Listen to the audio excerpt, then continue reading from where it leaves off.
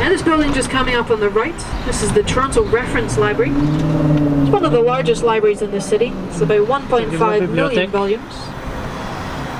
So where the questions for the game Trivial Pursuit were researched. We're now going to be turning into the neighbourhood called Yorkville. Now, Yorkville was originally a separate town to Toronto. When they wanted to be incorporated into the city, there was a rule that you had to have 1,000 residents. At the time, Yorkville didn't have 1,000 residents, but one clever man went around the local cemetery, writing down names of gravestones, adding them to the list of residents.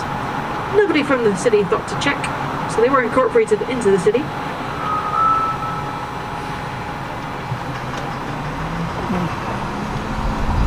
But when it was its own town, it had a town hall. And now that town hall once stood where this park is, coming up on the right. Unfortunately, the town hall burnt down in 1941. Ironically, 2 doors down from Yorkville Fire Hall. It's the oldest active fire hall in the city. It's 1872. They weren't under fire themselves, so that's why they didn't help their neighbours. But if you look above the narrower red door, that plaque, that's all that remains of the town hall.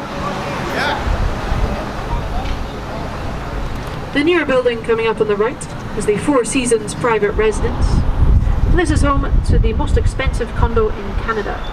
The 55th floor penthouse sold for $28 million. It's roughly $3,000 a square foot. What do you get for that? Well, you get your own private elevator, so you don't have to ride up with the poor people who only paid $10 million.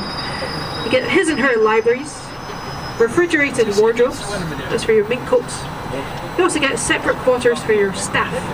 The couple that bought this penthouse and made everybody in the building sign a contract saying they won't disclose the couple's name.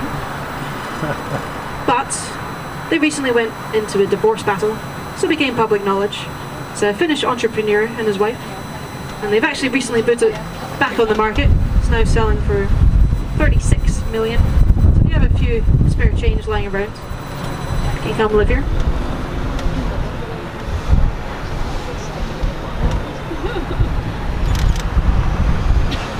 But Yorkville used to look very different than it does today. In the 1950s and 60s,